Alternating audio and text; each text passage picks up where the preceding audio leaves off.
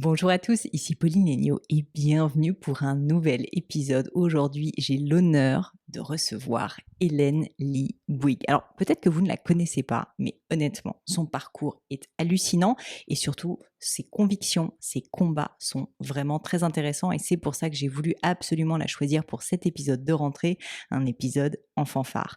Mais avant qu'on se lance dans le vif du sujet, pour ceux qui ne me connaissent pas, je m'appelle Pauline Agneau et je suis entrepreneur depuis maintenant 10 ans. Je me suis fait connaître avec donc ma marque de joaillerie, Gemio, qui est l'une des grandes marques de joaillerie françaises, mais c'est également donc ce podcast qui est le premier podcast tout simplement business français. Également tous les contenus que je vais faire sur cette chaîne YouTube, sur mes réseaux sociaux, etc. pour vous aider à devenir la meilleure version de vous-même. Et aujourd'hui, avec cet épisode, je crois qu'on va vraiment tous devenir la meilleure version de nous-mêmes grâce à Hélène Lee Bouygues. Alors, une fois de plus, pour ceux qui ne la connaissent pas, Hélène Lee Bouygues, d'abord, est donc coréenne d'origine et américaine. Elle est née aux États-Unis, mais a très rapidement en fait déménagé en Corée. Et donc, elle a vraiment cette ouverture d'esprit, ce culturalisme qui est inscrit en elle. Elle fait ses études à Princeton et ensuite au MBA de Harvard Business School pour ensuite rentrer dans le monde de la finance où elle va d'abord travailler chez JP Morgan, puis peu à peu devenir donc directrice financière de grands groupes et également à la tête d'un fonds d'investissement. Hélène est vraiment spécialiste des enjeux de transformation, des enjeux de changement et même, on pourrait le dire, de redressement d'entreprise. Et plus tard dans sa carrière, elle va travailler chez McKinsey pendant des années, donc ce cabinet de conseil très prestigieux, vraiment avec cette thématique, réussir à aider des entreprises à se redresser, à se transformer, alors que souvent ils sont en difficulté. Depuis 2018, Hélène est en plus la fondatrice de la fondation Reboot, dont on va beaucoup parler dans cet épisode. C'est un sujet qui me passionne, qui a pour mission, assez simple mais folle, de nous aider à développer notre esprit critique, le raisonnement critique. Et on va parler dans cet épisode justement de ce que c'est. Vous allez voir, c'est un épisode passionnant. On parle de fake news, on parle d'esprit critique, donc on parle de discernement, on parle de réseaux sociaux, on parle aussi d'éducation. Bref, un épisode qui mérite d'être écouté, qui mérite d'être diffusé, je le crois vraiment. Il est d'utilité publique. Je ne vous en dis pas plus et laisse place à ma conversation avec Hélène Lee Bouygues.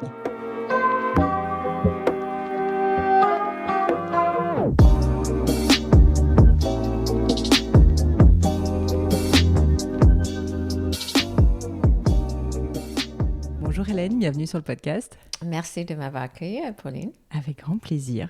Alors je te préviens, j'ai 1000 questions pour toi. Cette interview, ça va être difficile que ça dure 1 heure.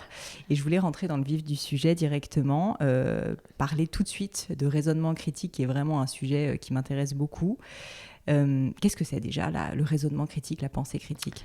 Le raisonnement critique, il ne faut pas trop penser que c'est quelque chose d'abstrait, c'est juste de mieux penser. Mais une autre façon de réfléchir, la base, il y a quelque chose qui s'appelle métacognition, qui est à dire de la réflexion sur sa propre pensée en fait. Parce que ça nous aide à éviter les biais cognitifs, etc. Donc, c'est vraiment de mieux comprendre comment on réfléchit et où il y a les failles dans notre pensée. Une autre façon de réfléchir au niveau raisonnement critique, c'est l'opposé de selective thinking. Ça veut dire que le raisonnement sélectif. Et aujourd'hui, comme tu vois, Pauline, en particulier avec les réseaux sociaux, etc., on rentre dans un echo chamber, donc on rentre dans une situation où tout le monde pense de la même façon, etc., qui est quand même pas idéal, en particulier avec ce qui se passe dans le monde. Comment est-ce que tu as été amenée à t'intéresser à ce sujet ? Parce qu'on va en parler après, justement, tu écris beaucoup à ce sujet, tu t'es investi personnellement sur ce sujet avec la Fondation Reboot. Mais comment est-ce que vraiment toi, physiquement, tu t'es dit à un moment donné, il faut que je fasse quelque chose et il y a un vrai sujet autour du raisonnement critique ? L'histoire est suivante. Ma fille Daphné, elle aura 11 ans cet été. Et j'ai créé la Fondation Reboot en 2018. Vraiment suite à un événement que j'ai eu avec ma fille. Elle rentre de l'école et elle avait 10 phrases à écrire sur François Ier. Donc, elle m'a demandé mon ordinateur. Donc, je l'ai observé. Elle est allée directement sur Internet Explorer. Elle va chez Wikipédia. Elle a cliqué sur Wikipédia elle lit quelques phrases sur François Ier, elle sort son cahier et commence à écrire. Bon, elle n'a pas copié-collé, heureusement. C'est bien. Mais néanmoins, ce qui m'a beaucoup frappé, c'est qu'elle avait 2 livres sur François Ier dans sa chambre, dont un, je savais qu'elle a déjà lu. Donc j'ai posé la question à Daphné en disant, mais pourquoi tu ne regardes pas ton livre que tu as déjà lu sur François Ier pour ton devoir? Et elle m'a dit, maman, tu es tellement stupide. C'est beaucoup plus rapide si je regarde sur Wikipédia pour écrire 10 phrases. Donc, en fait, ça m'a fait une réflexion comment les enfants aujourd'hui apprennent très différemment de notre génération. Nous, qu'on avait des devoirs, une question à poser, on n'a même pas l'air soit dans la bibliothèque ou même les encyclopédies, etc. Et aujourd'hui, c'est la réalité. Même nos enfants, 90% de renseignements qu'ils cherchent, c'est par Internet. Donc, je me demandais, qu'est-ce que je fais différemment au niveau enseignement pour ma fille avec ce phénomène? Et ma réponse était, je ne faisais rien différemment. Donc, je commençais à faire des recherches en disant qu'est-ce qu'il faut faire attention, etc., dans le monde digital, parce qu'objectivement, c'est quand même quelque chose, un phénomène assez nouveau. Et j'ai lu 300 articles disponibles sur pourquoi le iPad, l'iPhone, l'écran, les tablettes sont mauvais pour les enfants, mais pas forcément au niveau éducation, qu'est-ce qu'on doit faire différemment. Et donc, j'ai commencé à m'interroger et au final, ce que j'ai vu, c'est que il faut très tôt donner l'outil pour les enfants dans le raisonnement critique à cause de l'effet que tout ce qui est sur Internet et le monde digital force les gens à être des gens de mieux consommateurs de renseignements. Et pour faire ça, il faut vraiment des applications de raisonnement critique.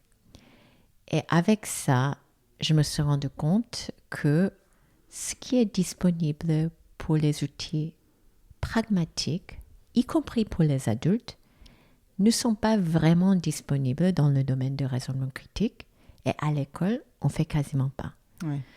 Donc, c'est ça qui a mené vraiment la création des fondations, parce que je me suis dit, si moi, tant que maman, j'ai pas l'outil et j'ai besoin d'aller chercher, si on peut rendre ça disponible facilement pour les parents et pour les enseignements, est-ce que c'est pas mieux? Et c'était grâce à ça qu'on a créé la Fondation Reboot en 2018, en fait.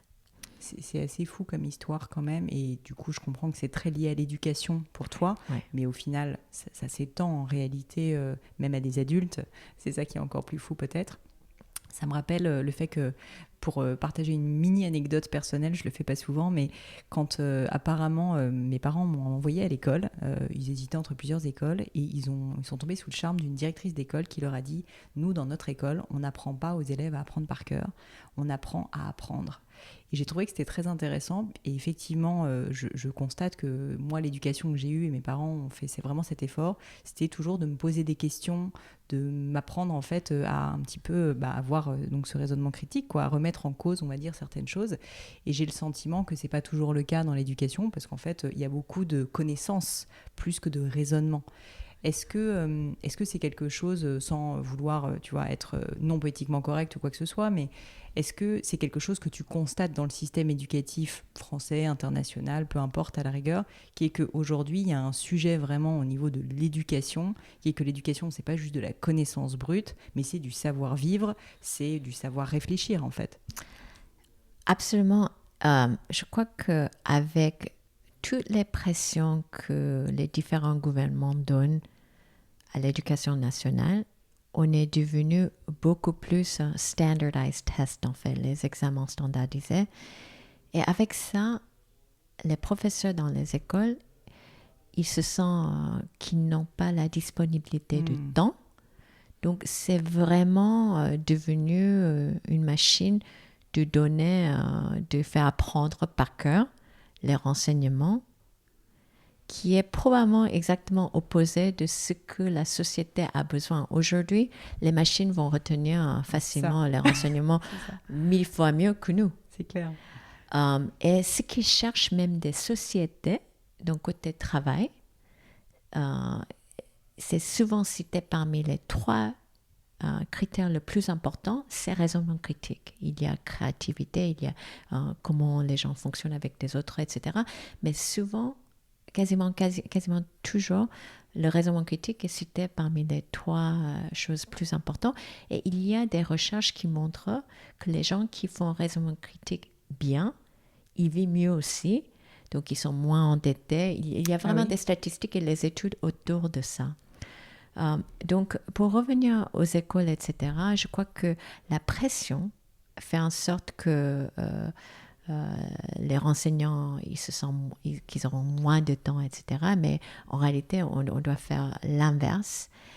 Et ce qui est également difficile, c'est que souvent les profs me disent ils ont du mal à savoir comment mieux renseigner raisonnement critique à l'âge approprié. Et la réalité de raisonnement critique, il ne faut pas faire un cours à l'université de 6 semaines. En fait, c'est très lié avec quand même le contenu aussi. Donc, il y a une façon d'apprendre de faire raisonnement critique avec le sujet de maths, de sciences, de l'histoire. Donc, c'est plutôt une intégration de comment mieux intégrer pour chaque sujet.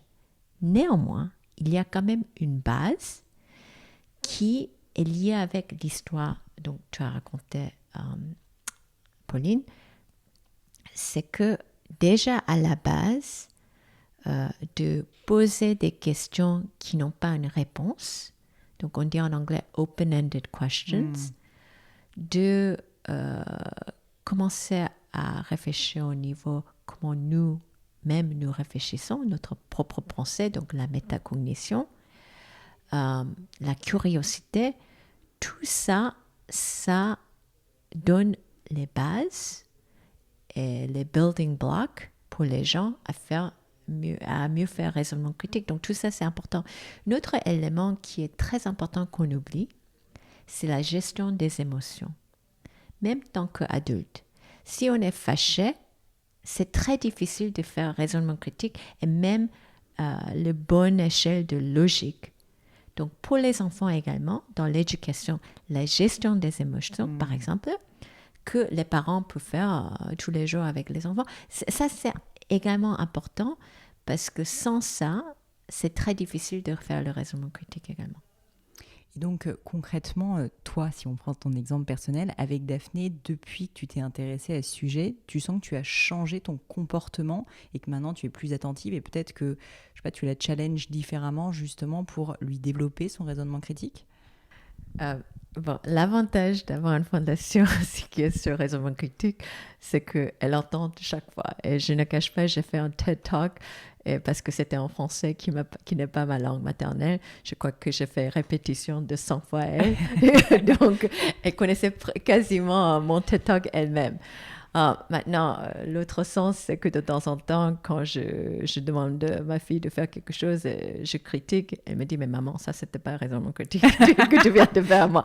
Donc maintenant, elle te coach. Exactement. Donc, j'apprends de elle. Mais la réalité, c'est que, oui, absolument, la façon dont j'aborde ces sujets avec ma fille a énormément changé. Parce que il y a des choses qui sont basiques et même nous dans notre quotidien qu'on n'a pas le temps, le 15 minutes, le 20 minutes dans la voiture ou même à table au dîner, de continuer à poser des questions, même la question pourquoi et pourquoi tu réfléchis à ça, est-ce que tu as réfléchi le contre-proposition vis-à-vis de ton argument et ton avis. Juste quelques questions comme ça mène la réflexion des enfants jusqu'au bout. Et donc, je crois que ça, on peut faire tous les parents dans le quotidien avec les enfants et même avec nos conjoints, nos maris, nos espouses. Bien sûr. Justement, je voulais te poser des questions parce que j'aime bien donner des conseils pratiques. En tout cas, que mes invités donnent des conseils assez pratiques à notre audience.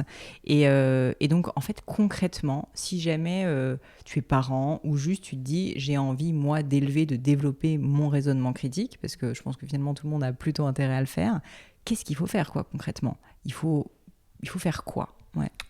Donc d'abord, la première chose, c'est l'ouverture de toujours réfléchir un peu leur antithèse. Donc se mettre à la place de l'autre personne et se dire... Exactement. Donc un des sondages que la Fondation Reboot a fait en France et aux États-Unis, et je vais parler pas mal aujourd'hui aux États-Unis parce que on écrit beaucoup aux États-Unis uniquement parce que le marché est plus grand, il y a 350 millions de personnes. Donc c'est vrai que on fait la plupart de nos études en France et aux États-Unis. D'accord. Un de nos premiers sondages de Fondation Reboot, on a fait un sondage de plus de 1000 personnes assez représentatives aux États-Unis et en France. Plus de 25% des gens, ça c'est avant le COVID, évitent les gens qui ont des pensées opposées à eux-mêmes. Un quart de la population. Voilà. Donc, c'est même pas qu'ils n'aiment pas parler, c'est qu'ils vont éviter avoir une interaction avec des gens qui ont des pensées opposées. Ouais. Et ça se voit dans le drame, un peu la politique, etc.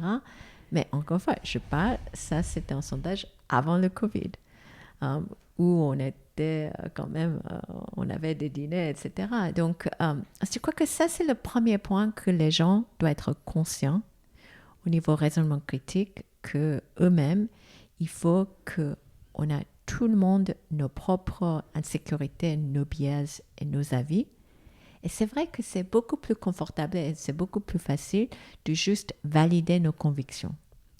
Mais si on commence à poser des questions vis-à-vis de nos propres convictions, ça c'est une façon d'une meilleure pensée en réalité. Et ça peut enrichir encore plus nos arguments aussi. La deuxième chose, c'est de faire une petite pause. Aujourd'hui, dans le monde digital, on est tellement dans l'addiction immédiate, réaction. Tout doit être disponible très, très rapidement. Mais ça impacte quand même notre raisonnement aussi. Donc, de faire une pause, et je ne parle même pas de faire une pause de iPhone, etc. Je parle vraiment de faire une pause. C'est la raison pour laquelle maintenant il y a plus de gens qui font méditation, même un petit jogging, où on se pose et les questions, il faut remouliner. Donc, poser des questions vis-à-vis de nos hypothèses en général. Et après, bien évidemment, pour faire un meilleur raisonnement critique, c'est de réfléchir la logique. Et ça, même si on avait appris différentes méthodologies de la logique à l'école, même tant qu'adulte, c'est pas mal de faire un petit refresher de ça, parce qu'on fait tous des biais confirmation, qui est quand même grave dans le monde actuel, mais d'autres logiques qu'on ne pratique pas.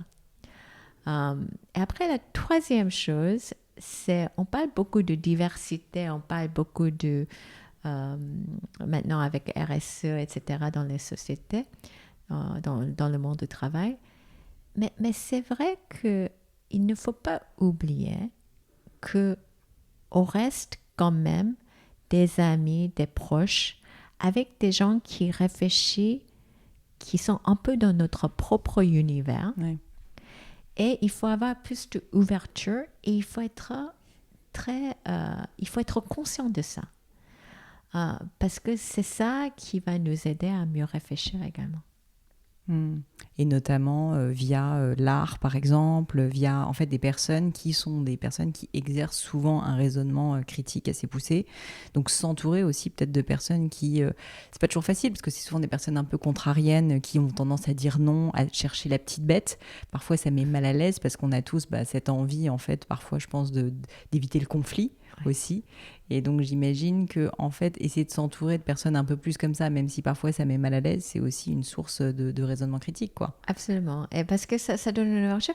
Et on dit souvent, même dans une société, Si vous êtes quelqu'un qui travaille dans l'équipe de marketing, mais faire un déjeuner avec quelqu'un dans l'équipe de comptabilité, pourquoi pas. Donc, vous voyez, même dans le travail, d'avoir l'ouverture, donc ça, c'est en petite échelle.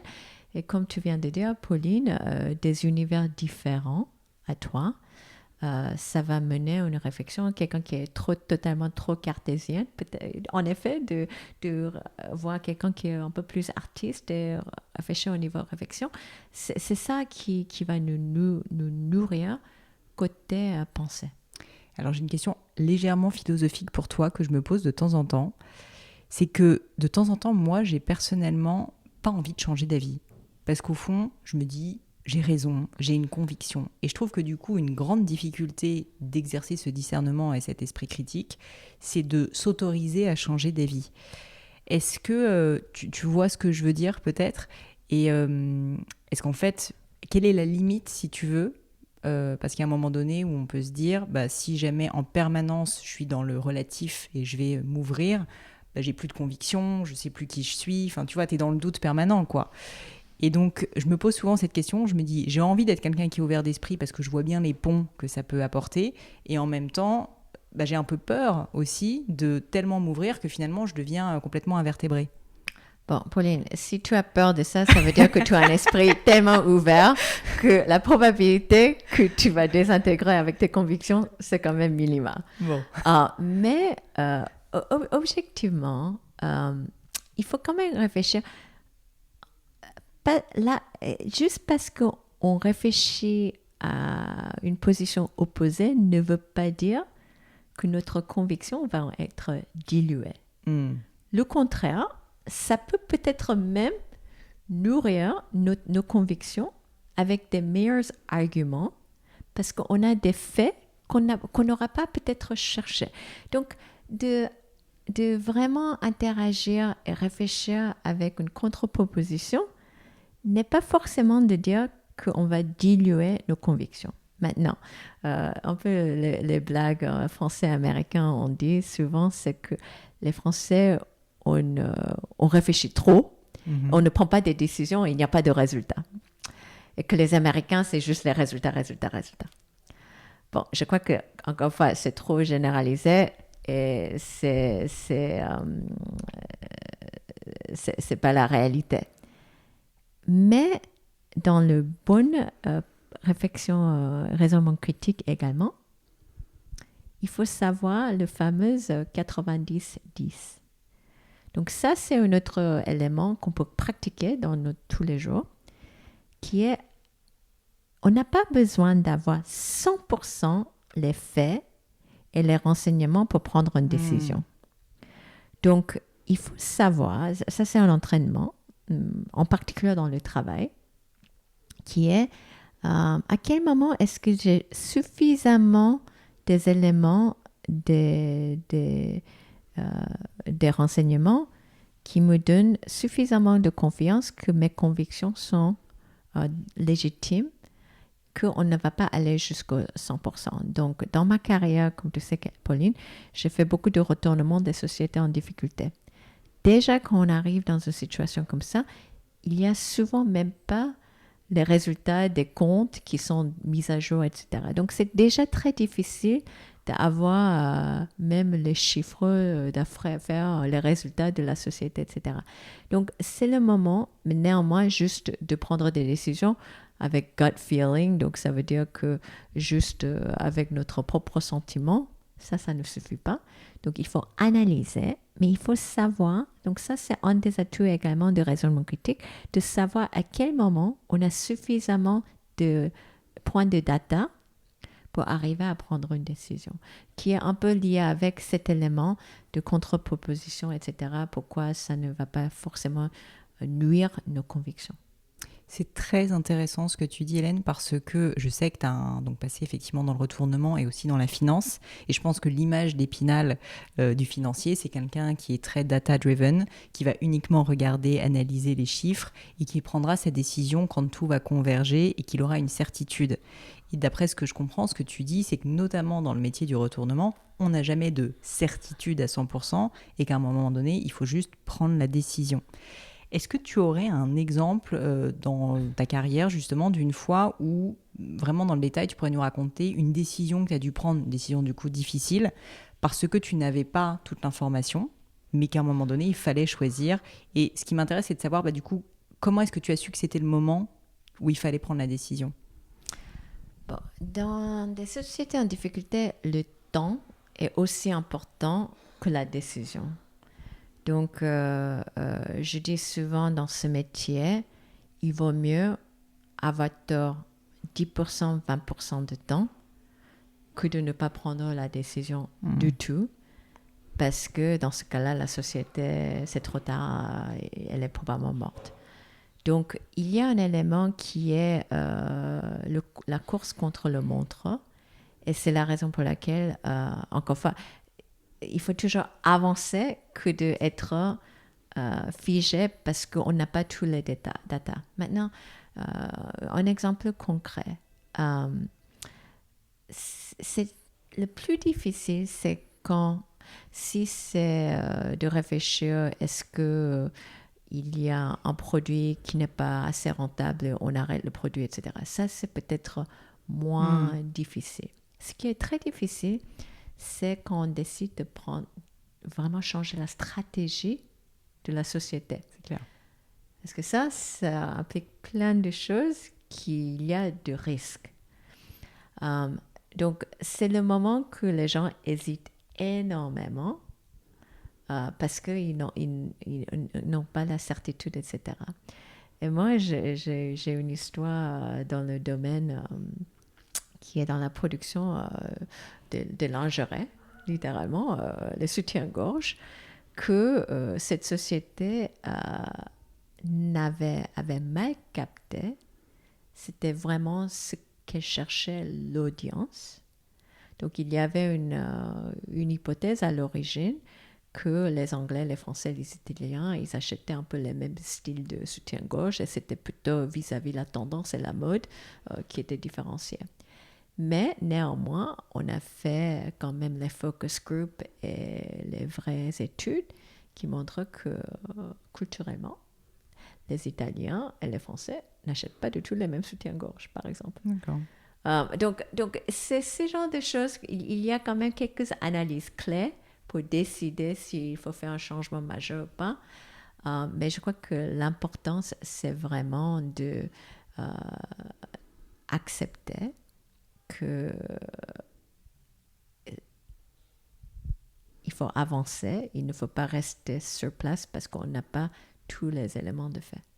Une autre question pour toi, du coup, c'est que si toi, peux accepter cette situation, ensuite, il faut aussi fédérer l'équipe autour. Dans le cadre d'un retournement d'entreprise, en plus, elle est en difficulté, donc tout le monde est un peu en panique, il y a beaucoup d'émotionnel, je peux imaginer.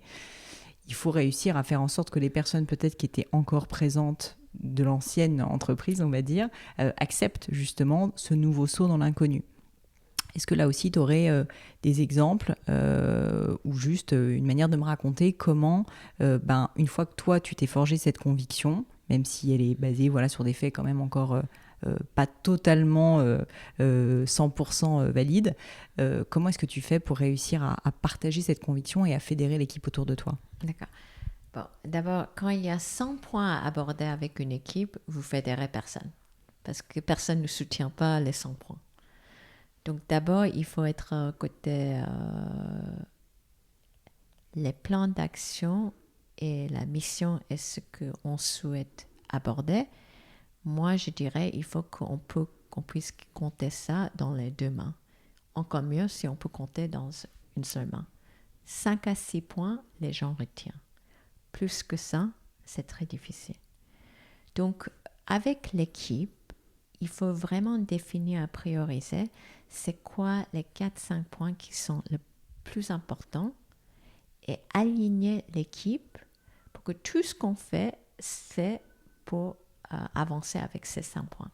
Donc, c'est plutôt la définition et la priorisation qui aident et réunissent l'équipe parce que, en général, en particulier pour une société en difficulté, les salariés, les employés savent depuis toujours qu'il y avait un problème. Maintenant, la difficulté, c'est qu'on n'a pas trouvé une solution pour avancer ou on a hésité. Donc, pour vraiment mobiliser l'équipe, je crois que l'important, c'est de bien définir et prioriser les 4-5 points, bien communiquer, qu'est-ce que ça veut dire concrètement, qu'est-ce qu'on doit faire, et après avancer ensemble. Et dans ce cas-là, vous avez beaucoup plus de mobilité et adhérence et solidarité avec vos équipes. Pour les faire adhérer, pour créer cette solidarité, est-ce qu'il y a une nécessité aussi de communiquer en volume, c'est-à-dire pas, tu vois, le dire une seule fois, mais vraiment aller parler aux gens. Enfin, je me pose souvent ces questions parce que je me dis quand tu changes complètement de stratégie, voilà, il y a forcément un moment donné où les gens, il y a un refus de changement, même s'ils savent qu'ils sont en difficulté. Et toi, c'est ta spécialisé, le changement justement. Donc comment, humainement, finalement, tu arrives, surtout sur des personnes parfois qui sont moins impliquées justement dans la stratégie. Oui, donc il y a le volume, mais plus important que ça, chaque personne vit le changement différent. Bon, les gens en général n'aiment pas trop le changement, ça c'est notre nature humaine. Mais même pour préparer un changement, chacun a un intérêt différent, chacun a sa façon de réfléchir différent. Donc c'est vrai qu'il faut un peu une communication adaptée pour chaque personne également. Et pour les gens à vraiment changer comment ils travaillent, il ne faut pas juste expliquer votre métier a changé de A à Z, il faut profondément changer la façon dont ils réfléchissent et comment ils vont aborder. Donc, en effet, on dit souvent pour les changements, c'est comme le glacier. On voit la partie qui est sous l'eau, mais en réalité, ce qui est beaucoup plus lourd, c'est ce qui est sous l'eau. Et c'est ça qu'il faut quand même travailler en fait. Juste pour peut-être être assez spécifique avec notre audience, je trouve que ça serait hyper intéressant si tu avais un exemple, tu n'es pas obligé de citer de nom d'entreprise, hein, bien sûr, mais si tu as un exemple de voilà, une transformation qui aurait été faite, dont tu as été peut-être particulièrement fière, dans le cadre de l'un de tes retournements, redressements d'entreprise. J'en ai fait tellement que... Il n'y en a pas une. Non, je crois que... donc, en effet, je n'ai pas trop cité les noms de sociétés, mais je crois que pour moi, ma fierté, bon, le résultat est important et ça se parle, mais moi je trouve qu'en... même avec un plan social, si avec les syndicats, on arrive à vraiment mener la vision moyen terme, 3 à 5 ans, et qu'on est réunis et on se signe, ça pour moi, ça montre que vraiment, côté communication, côté vision, et côté la logique de modèle économique, on a réussi. Parce que ça veut dire que les gens qui sont dans la société, qui vivent de tous les jours, ils ont accepté que ce changement est nécessaire. Donc, en effet, de symbole de est-ce qu'une transformation est réussite ou pas, c'est souvent qui sont les influenceurs et les adhérents qui acceptent nos visions, dont parmi eux, par exemple, les syndicats de société. Est-ce que le changement nécessite forcément beaucoup de temps? Parce que quand tu me donnes cette image de l'iceberg, et je visualise toute la partie émergée, là, sous l'eau, je me dis, il y a tellement de volume, et il faut tellement aller en profondeur que forcément, ça doit nécessiter du temps de changer, comme tu le disais, des comportements ou des raisonnements. Est-ce que, du coup, le changement profond nécessite forcément du temps? Ou est-ce qu'au final, si jamais on a le bon discours, si jamais on a le bon raisonnement, si jamais on a la bonne empathie, on peut finalement réussir à emmener, à fédérer des gens autour d'un changement plus rapidement qu'anticipé? Il y a un autre élément dont on n'a pas évoqué, c'est l'environnement.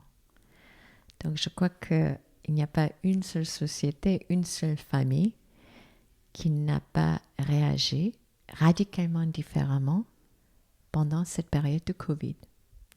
Parce que quand on était chez nous, etc., même dans une famille, on était obligé de nous adapter comment les enfants vont travailler différemment, même les repas, etc.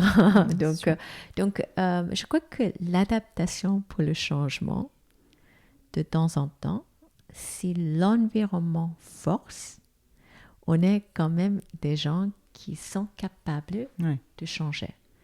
Donc, c'est la raison pour laquelle, pour les sociétés en difficulté, l'environnement est en sorte qu'il y a un côté presque plus facile pour le changement parce qu'on n'a pas le choix.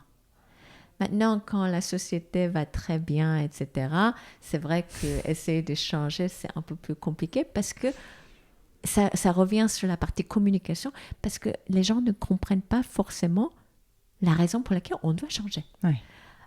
Pendant le Covid, tout le monde s'est adapté, tout le monde a changé. Donc, de dire que les gens, ça prend du temps, je crois que c'est plutôt une question de situation et l'environnement plus que d'autres choses. Maintenant, côté plus profond, on s'est tous adaptés, mais il y a quand même des séquelles. Donc, ce qu'on ne parle, on parle un peu moins, mais pendant cette période de Covid, notre santé mentale, il y avait quand même des impacts importants pour les adultes autant que les enfants. Et ça, c'est vrai qu'il faut qu'on parle plus parce que c'est quelque chose qui reste post-Covid également, dont une partie, à mon avis, est la vie de Fondation Reboot, qui était impactée à cause des réseaux sociaux aussi. Ouais. Alors, tu me fais une belle transition pour parler de ça. Je voulais évoquer avec toi certains articles que tu as écrits, parce que je sais que tu contribues beaucoup à Forbes notamment. Donc, ce sont des articles en anglais, j'en mettrai d'ailleurs dans les liens du podcast. Et il y en a un que j'ai trouvé vraiment intéressant à propos des fake news, qui est un sujet, j'ai l'impression, qui t'intéresse beaucoup, et notamment vis-à-vis de TikTok, et donc d'une génération plus jeune qui potentiellement est peut-être plus fragile aussi. Encore que quand on voit Facebook à quel point des personnes aussi âgées, j'ai l'impression que les extrêmes sont souvent plus sensibles. Qu'est-ce qui t'a mené à écrire cet article et est-ce que tu peux nous partager en 2 mots quelles sont les choses en fait que tu expliques? Oui, donc la Fondation Reboot à l'origine, comme je viens d'expliquer Pauline, était vraiment de faire la recherche autour de comment on peut mieux renseigner raisonnement critique pour les adultes et pour les enfants par le biais des parents et les écoles. Mais depuis 2 ans, probablement un peu lié avec les éléments des élections aux États-Unis, etc., que misinformation, fake news est devenu beaucoup plus grave et impactant, pas uniquement à la politique, mais pour la société. Et c'est la raison pour laquelle on a dédié pas mal d'argent dans la recherche également autour de comment on peut se battre contre le fake news. Il y a quand même un lien avec le raisonnement critique. Parce que quand les gens font moins de raisonnement critique, ils sont plus susceptibles aux fake news. Donc en fait, fake news est plutôt un symptôme de manque de raisonnement critique. Bien sûr. Et ça, combiné avec l'éducation de media literacy, de comment on peut mieux lire des articles, regarder pour voir qui est l'auteur. Avoir du discernement sur ce qu'on lit, quoi. Exactement. Donc, il faut vraiment essayer de devenir les meilleurs consommateurs de médias. Mais en revenant sur le problème de TikTok, etc., aujourd'hui, il n'y a aucune loi au niveau de l'âge de quand les enfants pourraient utiliser TikTok, etc. Et c'est vrai qu'on pense que c'est des petites vidéos que les gens dansent, etc. et on poste. Mais c'est bien plus grave que ça, parce que même dans TikTok, il y a quand même des sujets politiques, renseignements, y compris sur COVID, qui sont diffusés en TikTok. Et quand les enfants n'ont pas les outils pour discerner les médias et qui n'ont pas l'habitude de raisonnement critique, si c'est un influenceur qui l'apprécie, ils vont quasiment accepter ça comme c'est en fait et pas en avis. Donc, c'est là où je trouve que le monde des réseaux sociaux est devenu très dangereux. Et il y a une autre étude qu'on vient de sortir il y a quelques semaines. Donc, on fait un sondage chaque année. Et cette année, on a fait un sondage autour de, toujours autour de raisonnement critique, mais également, on a posé une question, l'impact et l'importance des réseaux sociaux pour notre communauté qu'on a fait le sondage. 50% des gens qu'on avait fait un entretien a dit que leur santé mentale, dépression, anxiété, insécurité, a augmenté depuis COVID et avec plus d'utilisation des réseaux sociaux. Donc, ils avouent que les réseaux sociaux a impacté leur santé mentale.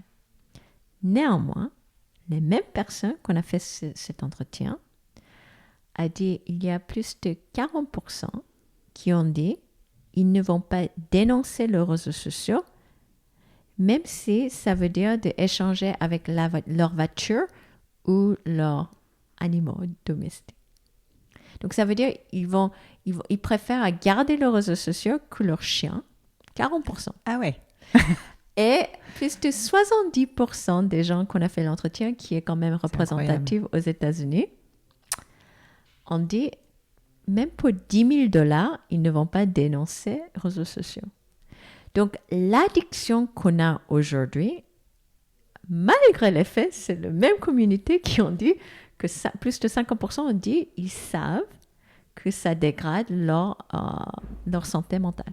Donc c'est vraiment le terme d'addiction est correct au sens où quand tu sais que ça dégrade quelque chose en toi, mais que tu veux quand même continuer à le faire, il y a un problème, quoi, assez clairement. Donc bien évidemment pour les enfants, c'est encore plus grave. Et c'est le cas autant en France et aux États-Unis et sur différentes tranches d'âge où il y a vraiment des populations qui sont plus à risque que d'autres? Donc ça c'est représentant que aux États-Unis, on a fait le sondage de 1000 personnes, mais j'avoue que le dernier sondage qu'on avait fait, malheureusement, il n'y avait pas beaucoup de différence entre la représentation américaine et française. On va faire le même sondage en France pour voir, pour vérifier. Mais cette partie au niveau le $10,000, le chien, etc., ça c'est en effet le sondage qu'on avait fait aux États-Unis. C'est assez marquant quand même. Oui. Et alors du coup, en tant que parent, toi c'est quoi, je suis désolée, je suis obligée de te poser la question, mais c'est personnel, mais c'est quoi finalement ton attitude vis-à-vis des réseaux sociaux, notamment vis-à-vis de Daphné?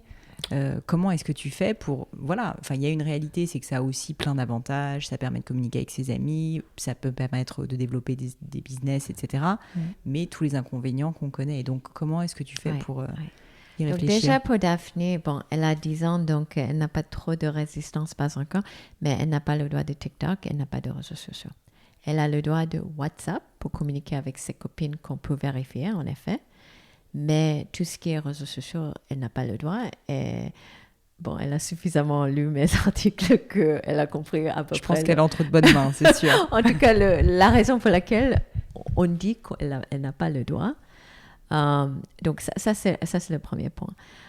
Mais objectivement, je crois que déjà la réalisation et la connaissance des gens, qu'ils sont très ciblés et ils sont susceptibles d'influence de réseaux sociaux, ça c'est déjà un autre pas qu'il faut creuser. Parce que côté awareness, la sensibilisation, c'est déjà un grand pas important. Et après, une autre chose qu'on avait fait comme étude au niveau Fondation Reboot, on voulait savoir si les gens apprennent à mieux cerner fake news, par exemple, est-ce qu'ils améliorent après avoir lu, donc même après avoir lu un article ou regardé une vidéo, comment on peut mieux cerner fake news, est-ce qu'il y a une amélioration derrière? Et nos recherches montrent que oui. Donc ça, c'est le côté bonne nouvelle. Ça veut dire que même tant qu'adulte, même si on pense qu'on sait qu'il faut regarder les auteurs, etc., on oublie en réalité parce qu'on est dans l'immédiateté toujours. Donc si même les adultes, on est conscient, on lit un article, on regarde une vidéo pour voir comment on peut mieux identifier fake news, c'est un autre bon élément pour que les gens deviennent un meilleur consommateur de médias, y compris les réseaux sociaux. La troisième chose, bien évidemment, nous pourrons tous faire détox de réseaux sociaux, etc. C'est important, c'est un peu comme la pause, donc j'ai expliqué au niveau raisonnement critique, ça c'est nécessaire. Mais nous, tant que Fondation Reboot, on est un peu plus ambitieux que ça en notre façon, parce que je crois qu'il y a un côté obligation politique également vis-à-vis des réseaux sociaux. Donc, qu'est-ce que ça veut dire précisément? On travaille beaucoup dans la partie privacy au niveau droit, mais je crois qu'on travaille moins dans c'est quoi que les réseaux sociaux, ils ont le droit de citer ou de monitorer, etc. Donc, un des mouvements avec en particulier l'administration Biden aux États-Unis, il y a quelque chose qui s'appelle le Safe Tech Act, qui n'est pas encore passé, mais qu'il y a beaucoup de débats, qui veut dire que, en fait, aux États-Unis aujourd'hui, et c'est pareil en France, les médias publications, ils sont quand même responsables pour le contenu parce que c'est eux qui ont créé. Les plateformes, ils n'ont aucun recours s'ils publient quelque chose, même si c'est faux. Parce qu'eux, ils disent, c'est pas nous qui créons le contenu, on n'est que des plateformes.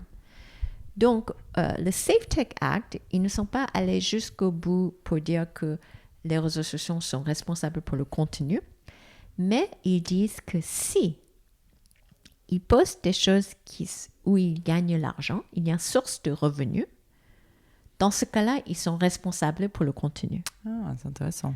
Donc déjà, ça peut mener une grosse partie parce que le problème avec les réseaux sociaux, c'est leur modèle économique.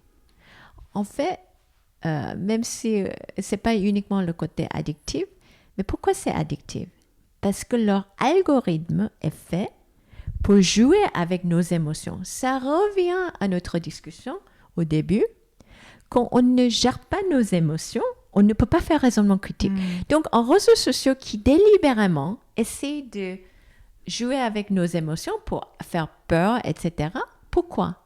Parce que quand on a peur, on a plus d'émotions, on va rester sur le site et leur plateforme plus longtemps. Et en ayant les yeux plus longtemps sur les plateformes, où ils gagnent plus d'argent. Parce qu'il peut nous pomper plein de pubs, etc. Donc, c'est un cercle vicieux. Et un autre élément qui est important, on parle maintenant beaucoup de théories conspiracy, etc. La réalité, c'est que les groupes un peu problématiques, extrêmes, etc., plus de 60% sont proposés, par exemple, par Facebook à nous. Ce n'est pas nous qui ont cherché à rentrer dans ce groupe. Donc, vous voyez, ce cercle, etc. Et donc, toute personne fragile qui est soumise à ça, hop, va tomber dans le truc, quoi. Donc, on parle aujourd'hui de la taille de GAFA, etc. Mais je crois que le vrai sujet, c'est quand même, il y a une obligation de monitoring et en tout cas quelques limites et cadrages côté renseignement. Une autre façon qui est très importante, pourquoi Facebook ne dit pas à nous que quelque chose est sponsorisé, que quelque chose... Vous voyez, donc en fait, je crois que ils sont... Si vous cherchez même dans votre paramétrage, etc., l'explication de leur algorithme, de comment ils poussent pour jouer avec nos émotions, il n'y a rien. Donc, je crois que la transparence est également très important. Et il faut que, côté politique, il faut pousser ça encore plus. En fait. Et avoir conscience aussi en tant qu'utilisateur de tout ce phénomène, et notamment aussi du fait que les réseaux sociaux nous jouent sur notre biais de confirmation, on t'en parlait. C'est-à-dire qu'en fait, quand on a une fois cliqué sur une image, on l'a tous vécu de, je sais pas, tel article. Ensuite, hop, on se prend tous les articles qui vont aller jouer sur les mêmes mécanismes de réflexion. Et donc, bah voilà, en fait, on a l'impression du coup de rentrer finalement dans un Absolument. système qui se confirme, alors que non, c'est juste une bulle. Et ce que je trouve très intéressant, c'est de prendre le téléphone et le compte Instagram, Facebook, etc. de quelqu'un de différent de nous. Ouais. C'est très instructif. Ouais. Parce qu'on se rend compte, en fait, on n'a pas du tout les mêmes pubs Non. et les mêmes choses qui sont mises en avant. Et ça, Absolument. c'est assez fou quand on y pense. Absolument. Pour terminer, Hélène, je voulais quand même parler un petit peu Alors, on a parlé très peu de ton parcours et peut-être qu'il va falloir qu'on fasse une des deux de cette, parce que je suis sûre que tu aurais plein de choses à raconter, mais c'était tellement passionnant. J'aimerais quand même rapidement parler de ton enfance, en fait, d'où tu viens, pour qu'on apprenne à te connaître un petit peu mieux. Est-ce que tu pourrais rapidement nous parler justement de où tu es né, comment tu as grandi? Donc, je saute complètement du coq à l'âne, hein, mais histoire quand même qu'on puisse, au-delà voilà, de l'intelligence et des concepts, mettre en fait un peu plus d'émotion justement derrière ta personnalité. D'accord. Et en effet, il y a quand même un lien avec raisonnement critique avec mon enfance. Donc, peut-être ça revient à voilà. ça. En fait, j'étais née à Boston parce que mon père, il a fait ses études aux États-Unis. Mais j'ai grandi en Corée, à Séoul. Quand j'avais 6 ans jusqu'à 14 ans. Et après, je suis allée au pensionnat et j'ai terminé toutes mes études aux États-Unis. Mais pourquoi je parle de mon enfance en Corée? Parce que c'était la période où, Corée du Nord et Corée du Sud, on est toujours en guerre. Mais il y avait énormément de propagande quand j'ai grandi. Et en effet, moi, j'ai des souvenirs à l'école. Au lieu de, pour art plastique, on faisait des fiches peinture de propagande anti-Corée du Nord, etc. Et j'avoue, j'étais pas j'ai des souvenirs, j'étais pas T'avais totalement... conscience quand même Oui, que j'étais pas totalement à l'aise. Peut-être également parce que mon père, il est avocat. Et sa passion au dîner à table, moi j'ai un frère et une sœur, était de lancer des débats à table. Bon, ma mère détestait parce que facilement, il y avait un des trois qui vont terminer en pleurant parce que notre propre avis n'était pas un peu le force du dîner, etc. Mais mon père, il aimait bien toujours lancer des débats au dîner. Donc, probablement, j'ai grandi avec cet esprit de raisonnement critique dans un environnement où c'était presque interdit en Corée. Donc ça, c'est côté mon enfance et probablement qui explique un peu côté vie très culturel également parce que j'ai passé donc jusqu'à 6 ans aux États-Unis, en Corée. Après, je suis arrivée au lycée qui était au milieu des champs à New Hampshire pour un pensionnat quand j'avais 14 ans. Et ensuite, j'ai terminé mes études à Princeton et après, j'ai fait mon MBA à Harvard Business School. Et j'ai travaillé aux États-Unis avant de venir en France en 2004. Si on revient à cette période de ton enfance et du débat, ce que je trouve intéressant, c'est que du coup, tu as appris aussi à t'exprimer sans avoir peur un peu d'un conflit. Et je pense qu'aujourd'hui, moi en tout cas je le ressens personnellement, mais je le vois beaucoup autour de moi, beaucoup de personnes ont envie d'être acceptées et donc n'osent pas aussi parfois sortir des sentiers battus, dire ce qu'ils pensent réellement ou juste dire non parce qu'ils ont peur du conflit. J'ai le sentiment que toi, finalement, grâce peut-être justement à cette culture familiale du débat, t'as pas eu cette crainte, ou peut-être que je me trompe. Non, je crois que l'ironie, c'est qu'en plus, n'oublie pas que Corée, c'est un pays de confucianisme à la base. Donc, par exemple, la culture de coréen, c'est que moi, je n'avais pas le droit d'adresser la parole à mon grand-père s'il ne m'a pas posé une question. Donc, c'est quand même hyper hiérarchisé, mais en effet, mon enfance à la maison, c'était très différent. Peut-être il y a un autre côté qui me laisse... je dirais le mot oser, c'est parce qu'au final, je suis minoritaire dans n'importe quel environnement. En fait, j'étais un peu minoritaire, même si je suis 100% coréen. Quand je suis arrivée en Corée, ma première année à l'école, les gens disaient « tu parles en coréen avec un accent anglais, américain ». Comme je parle en français avec un accent américain. Donc, en fait, est-ce que c'est un peu lié avec le fait que je n'étais jamais vraiment totalement, pas une question d'acceptation, mais en fait, je ne ressemblais Oui, pas tu n'étais pas dans un moule, quoi. les gens autour de moi, nulle part de mon enfance ni aujourd'hui, objectivement. Donc, peut-être c'est une des forces qui me permet, parce que je sais que je suis déjà différent dans un conseil d'administration. En France, c'est différent grâce à la nouvelle loi, mais c'est vrai qu'aux États-Unis, par exemple, on est une des seules femmes parmi dizaines d'hommes, souvent. Donc, c'est vrai que j'étais jamais dans la moule, donc peut-être ça m'a aidé à accepter que j'étais en tout cas différente dans n'importe quelle situation, donc je peux m'exprimer différemment aussi. Mais c'est intéressant du coup parce que je trouve que ça se pose des questions pour nous tous, de se dire que finalement cette différence, elle fait peur et j'imagine que ça n'a pas toujours été facile pour toi. Mais d'un autre côté, elle t'a aussi apporté énormément de choses. Absolument. Et donc la cultiver finalement est important, même quand on fait partie d'une communauté dans laquelle au contraire on est un peu dans un moule. Réussir à montrer cette différence nous permet aussi d'avoir plus de recul, plus de discernement, tout ce que tu évoques. T'as souffert quand même un petit peu de cette différence par moment? Oui, bien sûr. Non. Écoutez, aujourd'hui aux États-Unis, il y a un majeur mouvement anti-asiatique, etc. Bon, est-ce que j'avais ce sentiment de temps en temps? Absolument. Est-ce qu'en étant femme, je me sentais un peu discriminée de temps en temps professionnellement? Absolument. Non, j'ai vécu, mais je crois que l'importance, c'est que ça en fait, il faut juste... il ne faut pas ignorer, mais il ne faut pas être paralysé à cause de ça. Et ça, c'est la force qu'on peut tous, je crois, que trouver en soi-même, quoi.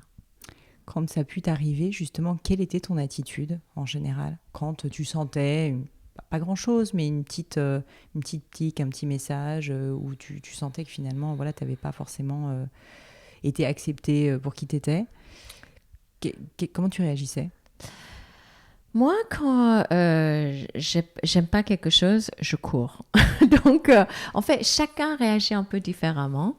Et je crois que ça, c'est très important pour les gens de savoir, encore une fois, comment gérer nos propres émotions ou quand on se sent agressé. Et il y a des gens qui vont faire la méditation. Moi, je fais du sport parce que ça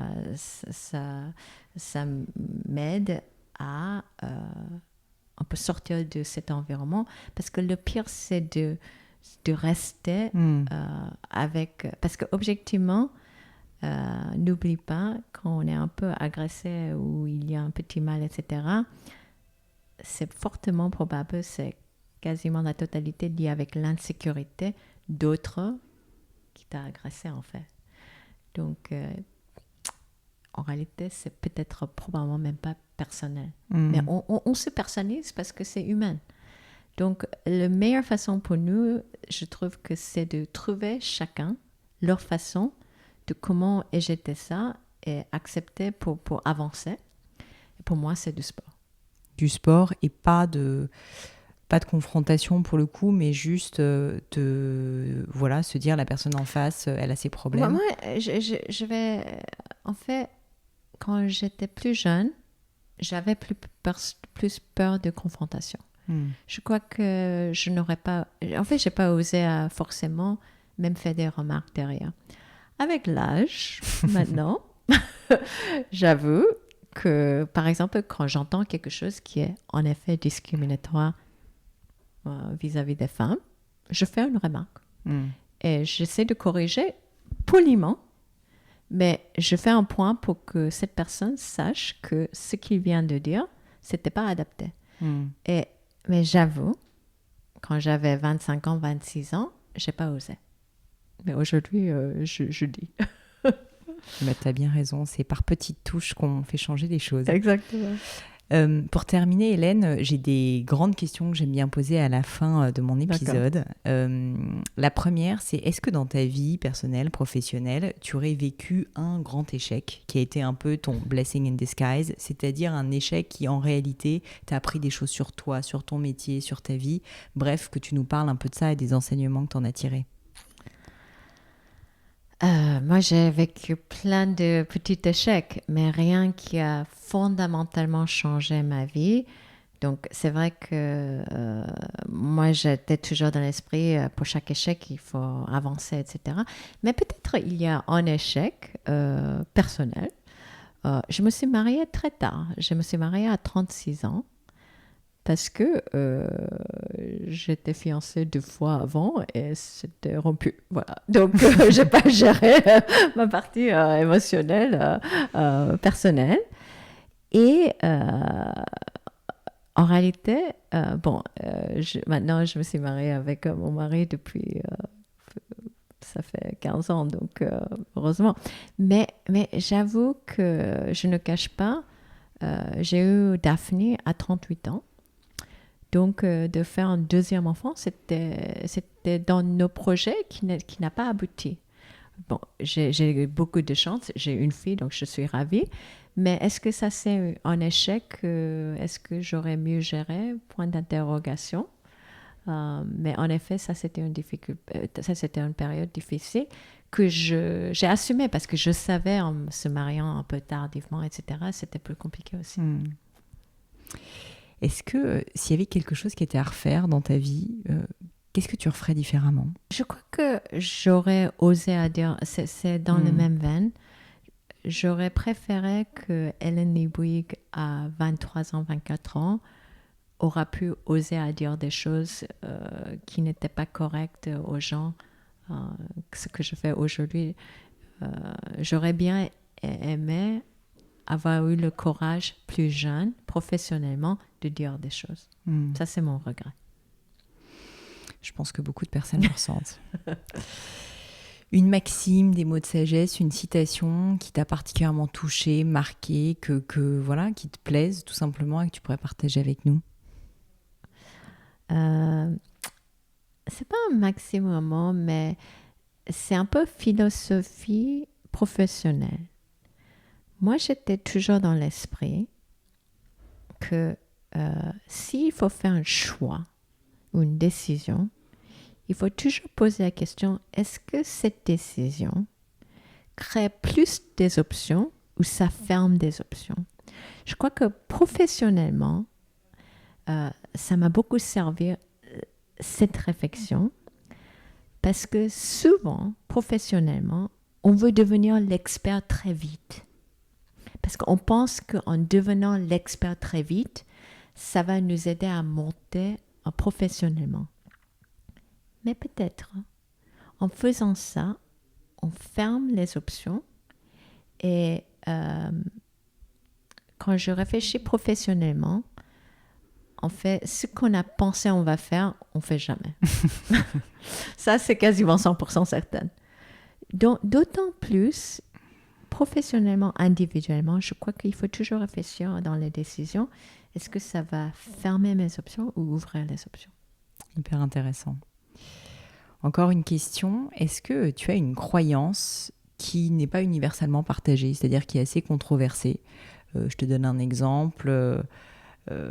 Une personne m'a dit que les personnes plus âgées en fait ne sont pas plus sages, qu'au contraire elles ont de plus en plus de biais de confirmation et qu'il faut arrêter de penser que les personnes âgées sont plus sages. Ça peut être autre chose.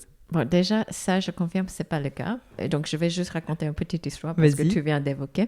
Donc, une des études que la Fondation Reboot a fait, on parle beaucoup de clickbait. Je ne sais pas comment ça se traduit en français, mais ça veut dire qu'en Twitter, quand il y a un article avec les mots un peu flashy, les gens ne lisent pas l'article, mais ils forward aux autres, etc.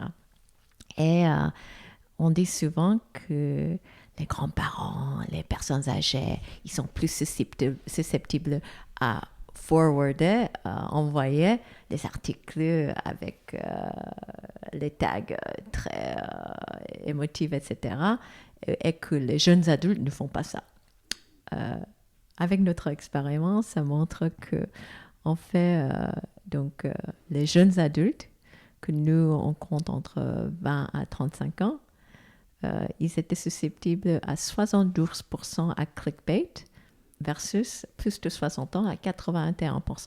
Donc oui, en effet, les personnes un peu plus âgées étaient plus susceptibles, mais pas beaucoup plus. Oui, hein. pas beaucoup On plus. parle de 72% versus 81%. Donc ça montre qu'encore une fois, côté fake news, etc., même les jeunes adultes sont très, très susceptibles Oui, aussi. très concernés en fait. Mais ça n'a pas répondu à ta question. Donc... Je vois que tu évites le sujet. Mais reviens à ta question, je suis désolée. Est-ce que tu as une croyance qui n'est pas universellement partagée, qui est plutôt controversée? Non, je crois que une chose que j'ai écrit mon thèse à Princeton sur Schumpeter.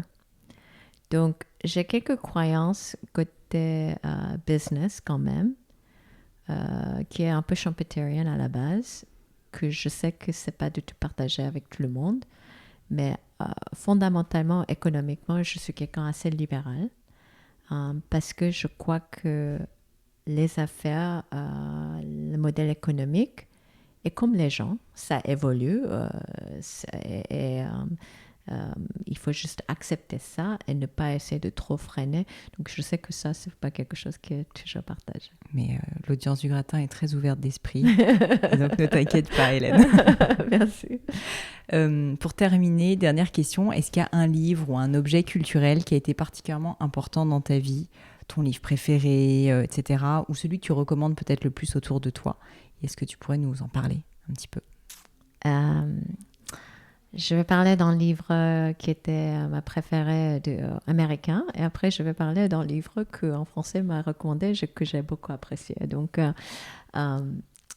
j'ai toujours apprécié le livre Catch-22 par Joseph Heller.